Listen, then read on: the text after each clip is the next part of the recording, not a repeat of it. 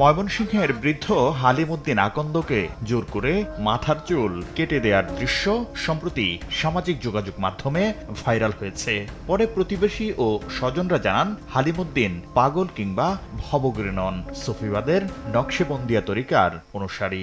আমার বাবা কিছু কবিরাজি করে, মানুষের ঝাড়াফেরা করে, ঝাড়াফেরা করলে তখন আমার বাবা লোকজন ভালো হয়, কিছু টাকা পয়সা দেয়, কেউ দেয় না, দিলেও সে জোর করে রাখে না, না দিলেও সে চায় না। পাগলের তো কোনো ভাবনা তার নাই, কিছু করে ক্ষতি করেন, কিন্তু হাগলামি তো কোনো করে না। রাত 12টা 1টার পরে আইলে যে কেউ এখন তার ওই আল্লাহ তার এটাই। হালিম সংসার বিরাগী নন, তার আছে সন্তান সন্ততি।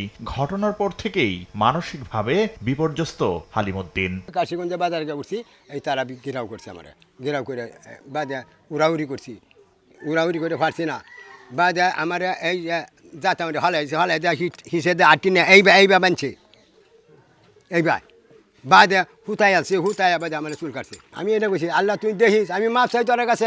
শুধু হালিম নন, বেশ কয়েক বছর ধরেই দেশের বিভিন্ন স্থানে ভবঘুরে পথিক ও সন্ন্যাসীদের চুল কেটে দিয়ে গোসল করানোর ঘটনা ঘটেছে।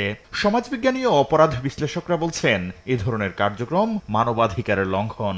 কিছু মানুষ যে তারা অন্যকে ধরে তার পোশাক পরিবর্তন করে দিচ্ছে অথবা তাকে তার চুল কেটে দিচ্ছে, মানবাধিকারের প্রেক্ষাপটে এই কাজগুলো যারা করছেন সেটি স্পষ্ট অপরাধ হিসেবে বিবেচ্য।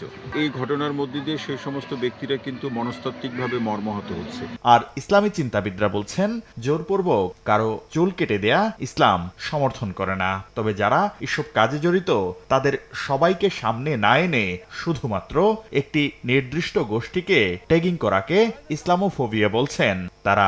রাস্তাঘাটে একজন এরকম ব্যক্তি পাচ্ছেন, তাই বলে আপনি তাকে জোর করে ধরে আনবেন, আপনার চুল কেটে দেবেন, গোসল করাই দেবেন, এটা আমার মনে হয় এই ক্ষমতা বা এই কর্তৃত্ব যে কারণে, এটা আপনি যদি ইসলামের কথা বলেন, ইসলামও সমর্থন করে না, এটা আপনার রাষ্ট্রীয় আইনও সমর্থন করে না। মিডিয়া পিক করলো যে যার টুপি আছে, দাড়ি আছে, তাকে পিক করে নিয়ে আসছে, এর মাধ্যমে দাড়ি টুপিওয়ালা এবং প্রকারান্তরে ইসলামকে মানে একটু করার জন্য নেগেটিভভাবে উপস্থাপন করার একটা প্রবণতা, এটা আমি মনে করি একটা ইসলামিক ফোবিক আচরণ। এছাড়া ভবঘুরে বা মানসিক ভারসাম্যহীন কাউকে পুনর্বাসন করতে হলে তা যথাযথ কর্তৃপক্ষের মাধ্যমে করার পরামর্শ তাদের। তার পরিবারের কনসার্ন নেওয়া। শাকির আহমেদ, সময় সংবাদ, ঢাকা।